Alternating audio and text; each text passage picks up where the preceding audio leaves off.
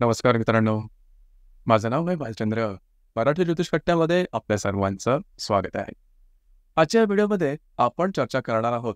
प्रेमविवाहामध्ये 2 व्यक्ती असतील आणि त्या दोघांची राशी, एकाची रास तुळ रास असेल आणि दुसऱ्याची वृश्चिक रास असेल, तर त्यांचा जो प्रेमविवाह आहे किंवा त्यांचं जे वैवाहिक जीवन आहे, हे नेमकं कशा प्रकारचं असेल? वैवाहिक जीवनामध्ये त्यांच्या आशा अपेक्षा नेमका कशा प्रकारच्या असेल? जीवनाकडे बघण्याचा त्यांचा दृष्टिकोन कशा प्रकारचा असेल?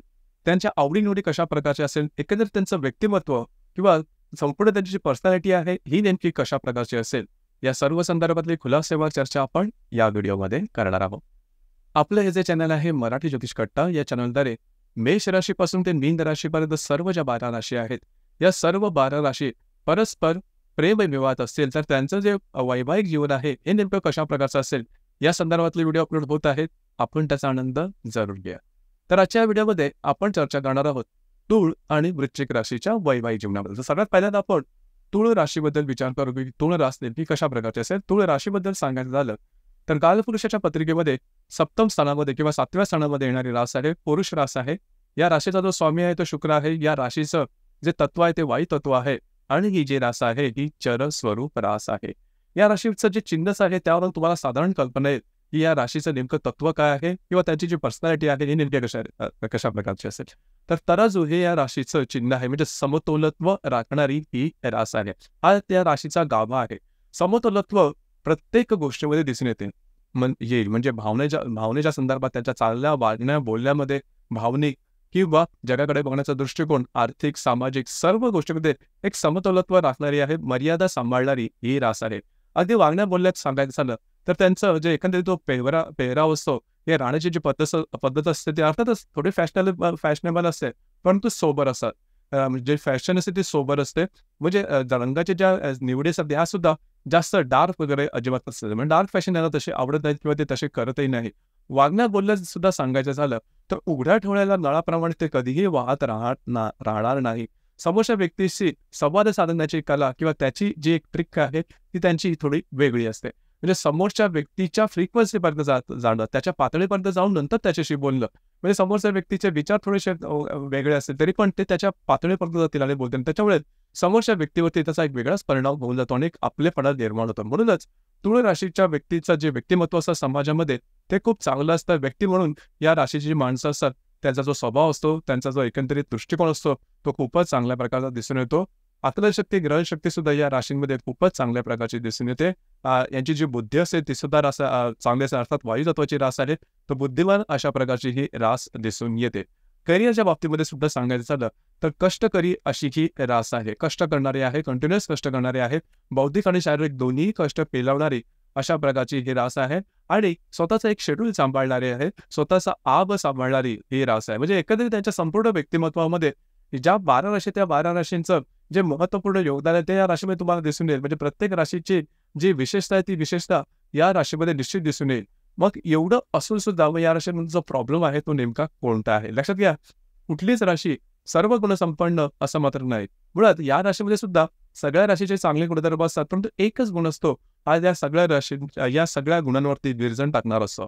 तो म्हणजे थोडासा अहंकार हा या राशीमध्ये दिसून येतो. अर्थात या राशीच्या संपर्कामध्ये तुम्ही बरेच दिवस राहिल्यानंतर त्यांचा हा जो स्वभाव होतो दिसून येतो आणि त्यामुळेच होतं काय, अहंकारामुळे बाकी सगळ्या त्यांच्या चांगल्या गुणांवर पाणी फेरलं जातं आणि त्याच्यामुळे त्यांचं व्यक्तिमत्व हे बऱ्याच वेळा वेगळ्या प्रकारचं थोडंसं वाटू लागतं. अर्थात यावरती काम करणं थोडंसं गरजेचं आहे.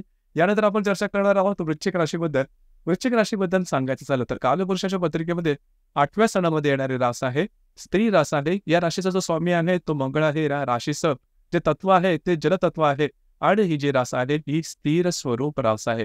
वृश्चिक राशीबद्दल वेगळेपणा हा की सगळ्यात पहिली आणि महत्वाची गोष्ट जी लक्षात येते या राशीच्या व्यक्तींबद्दल ते आहे त्यांचं सौंदर्य.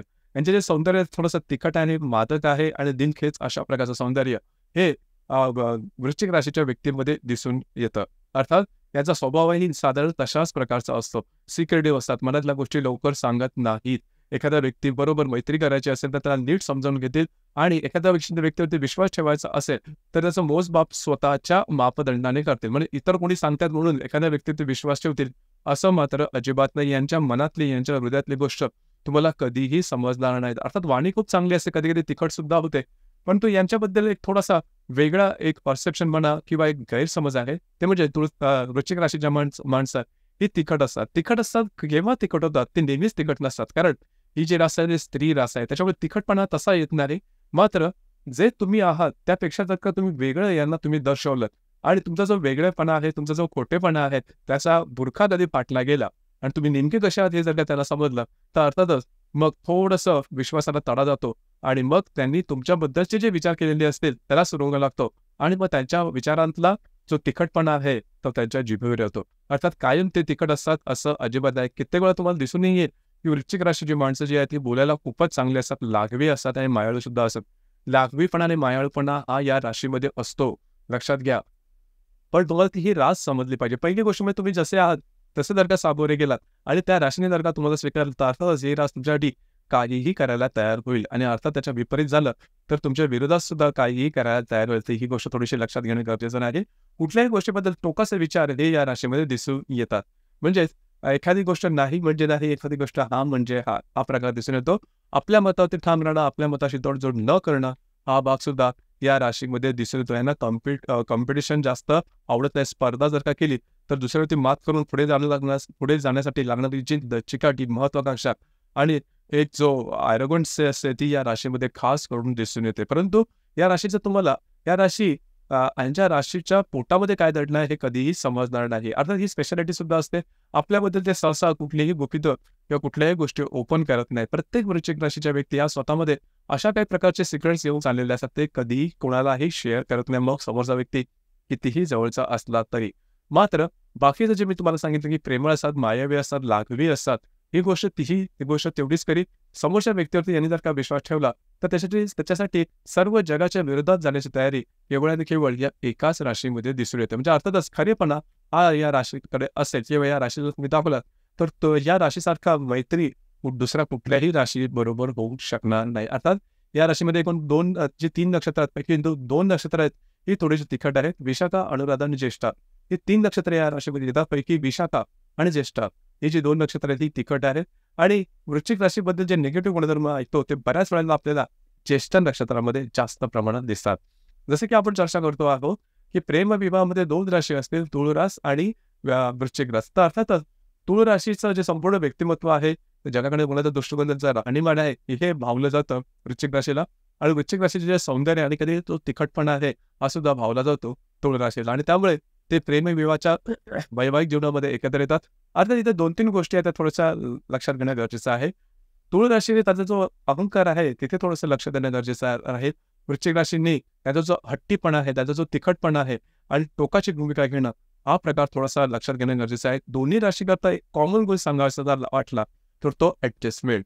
दोन्ही राशीने थोडंसं कारण इगो असलेल्या राशीसुद्धा ॲडजस्ट करताना कठीण आणि हट्टी असणाऱ्या राशीसुद्धा ॲडजस्ट करताना कठीण. जर का तुम्ही ॲडजस्ट करायला त्याला झालात की बऱ्याचशा गोष्टी या सुरळीत होतात किंवा बऱ्याचशा गोष्टींना वाट मिळते आणि मग कुठल्याही रिलेशनशिपमध्ये, नातेसंबंधामध्ये प्रॉब्लेम, कॉम्प्लिकेशन येत नाही. समोरचा व्यक्ती जसा आहे तसा तुम्ही स्वीकारण्याची तयारी ठेवा.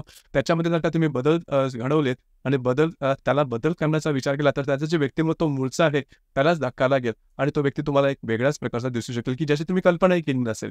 तर या अर्थी समोरच्या व्यक्तीला त्या समजावून घेतलं किंवा काही गोष्टी त्यांना नीट त्याच्या मूळप्रमाणे समजावून सांगितल्या तर अर्थातच या गोष्ट दोघांच्या आता तुळ रास आणि वृश्चिक रास दोघांच्या बाबतीत आणखी एक महत्त्वाची गोष्ट म्हणजे अपमान करू नका, अपशब्द वापरू नका, तिखट शब्द वापरू नका. ही गोष्ट खास करून वृश्चिक राशीला सांगावीशी वाटते. कधी कधी तिखट शब्द हे जास्त वापरले जातात आणि त्याचा सरळ परिणाम हा तुमच्या वैवाहिक जीवनावरती होऊ शकेल. या संदर्भात काळजी घेणं महत्त्वपूर्ण आहे.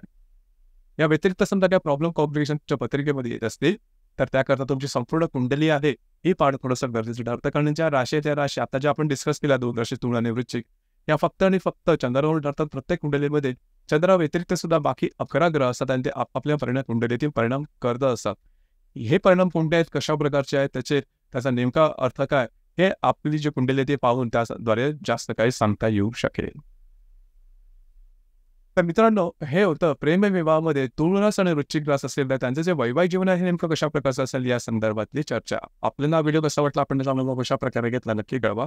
आणि आपलं जे चॅनल आहे मराठी ज्योतिष कट्टा हे सुद्धा लाईक, शेअर आणि सबस्क्राईब नक्की करा. धन्यवाद.